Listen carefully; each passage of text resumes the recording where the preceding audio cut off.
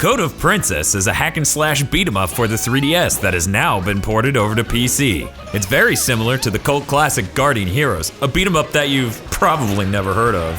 It came out in 1996 for the Sega Saturn and was made by the same character designer and director as Code of Princess. Fans of the genre will like this game, but what the fuck does that even mean? Code of Princess has a story mode that you can play through in about 3 hours. It takes you through the journey of Solange as she tries to stop monsters and an evil queen from taking over her kingdom. All throughout, you make new allies and watch numerous cutscenes starring your newfound friends and dumb jokes. There are usually 2 cutscenes per level, and the gameplay part of a level will often not last as long as the cutscenes accompanying it. This would be absolutely awful if the writing wasn't as funny as it is, and the experience remains unruined by the quantity of cutscenes. Unfortunately, there's no English dub for this port, so you're left with subtitles. This is odd, as the 3DS version had a dub.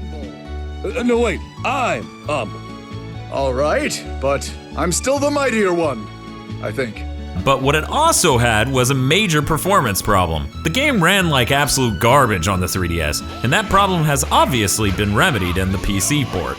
The characters are 2D sprites derived from 3D models. They were clearly designed for the 3DS's incredibly low resolution in mind, so the assets don't make the transition to PC gracefully. It's serviceable, but higher resolution sprites would have been nice. Code of Princess's gameplay is rather simplistic. You work your way through short levels, hacking and slashing enemies with your limited combat options. Each character has around 3 or 4 special moves and 2 or so combos. It's quite the shallow experience, but because levels are short, you're unlikely to grow tired of it. The unique mechanics in Code of Princess are the targeting and burst mechanics. If you hit your enemy with a target attack, then they will become targeted, meaning they now take 2 times damage, and special moves will hone in on them. The burst mode drains your MP in exchange for doubling damage. Trying to target larger enemies and then burst before spamming attacks is the only unique thing this game brings to the table for the genre. Even still, there's nothing inherently bad about that. It's just a simple game with some simple fun.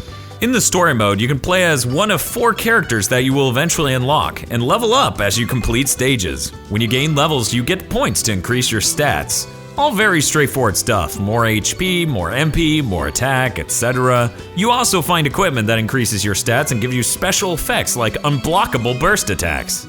There's a co-op mode where you can team up with one online friend to play through story levels that you've already beaten. The inclusion of this mode is frustrating more than anything because the whole appeal of a beat 'em up is teaming up with a friend to play through the game. Revisiting story levels bereft of cutscenes one by one is not the same thing.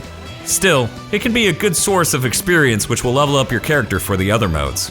However, Code of Princess is very easily undone by over-leveling in this way. With no way to turn experience gains off, repeatedly beating a level like a short boss fight is a quick way to gain tons of experience and can completely flatten the difficulty curve of the game. Because of the simple gameplay, this honestly doesn't worsen the experience. It's just ridiculous in action. The Ranked Online Versus mode is a confounding addition that I would have never touched if I weren't making this review.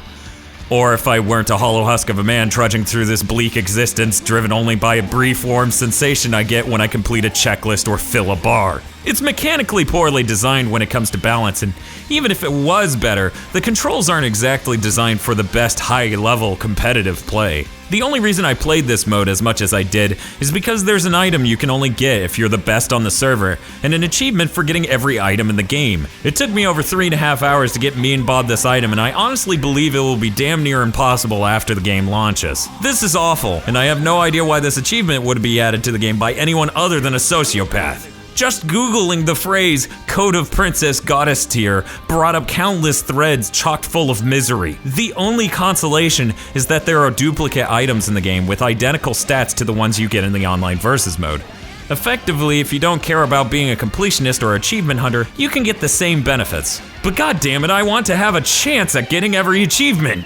Code of Princess definitely has more than its fair share of flaws. It's mechanically shallow, but the writing and gameplay overcome this to make for a fun but short game. Repeated playthroughs as other characters may be appealing, but that and bonus quests comprise the whole of the modest longevity this game has to offer. A lack of single PC multiplayer and the online co-op not allowing you to simply play through the normal story mode, cutscenes and all, are major shortcomings of this game and large marks against it. But where else are you going to find a pixelated animation of boobs bouncing around?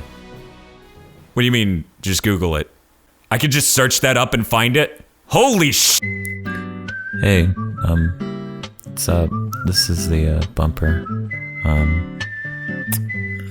You can click those letters if you want to go to our various websites.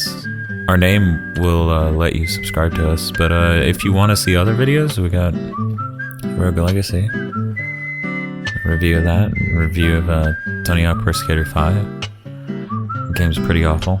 And, an episode of The Rantas Go where I talk about PlayStation VR and how it is arguably better than the other two headsets.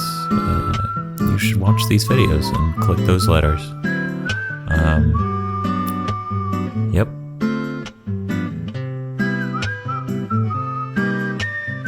GigaBoots has been brought to you by our glorious producers, Vincent Poverk, Cywolf, and Gary Owen via our Patreon.